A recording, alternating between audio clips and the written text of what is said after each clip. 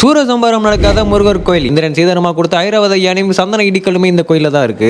இந்த கோயில் எங்க இருக்குன்னு சொல்றேன், டைம் இருக்கவங்க போயிட்டு வாங்க. அதுக்கு முன்னாடி இந்த மாதிரி யூனிக்கான டெம்பிள் அப்டேட்ஸ்க்கு நம்ம பேஜை ஃபாலோ பண்ணிக்கோங்க. இன்னைக்கு கந்த சஷ்டி 3ஆம் நாள் முருகரை பார்க்கறதுக்காக முருகரோட 5ஆம் படை வீடான திருத்தணியில இருக்க அருள்மிகு சுப்பிரமணிய சுவாமி திருக்கோயிலுக்கு தான் போயிருந்தேன். சஷ்டி சிறப்பு அபிஷேகம் நடக்கிறதுனால 9 மணில இருந்து 11 மணி வரைக்கும் நட சாத்திடுறாங்க. நீங்க கோயிலுக்கு போறதா 9 மணிக்குள்ள ரீச் பண்ணிருங்க. சீக்கிரமாவே சாமி பார்த்துட்டு வந்துடலாம். இங்க ஸ்பெஷல் தரிசனம் 100 ரூபாய் சார்ஜ் பண்றாங்க. இந்த கோயில்ல இருக்க முருகர் கையில வேல் இருக்காது. அது காரணம் என்ன அப்படின்னா, சூரசம்ஹாரம் வதம் பண்ண அப்புறமா முருகரோட ஆக்ரோஷம் தணிக்கிறதுக்காக அமர்ந்த இடம் தான் இந்த திருத்தணிக்கை மலை. முருகரோட கோபம் தணிந்தது மட்டும் இல்லாம தேவர்களோட பயமே நீங்கிச்சு. இங்க வர பக்தர்களுக்கு வறுமை நீங்கிறதா ஐதீகம் இருக்கு. இந்த கோயிலுக்கு நீங்க படிக்கட்டு வழியாகவும் போலாம், உங்களோட ஓன் வெஹிக்கிளையும் போக முடியும். ஒரு வருடத்தை குறிக்கிற வகையில இந்த கோயில 365 படிக்கட்டு இருக்கு. படி பூஜை இந்த கோயில ரொம்ப சிறப்பா கொண்டாடுவாங்க.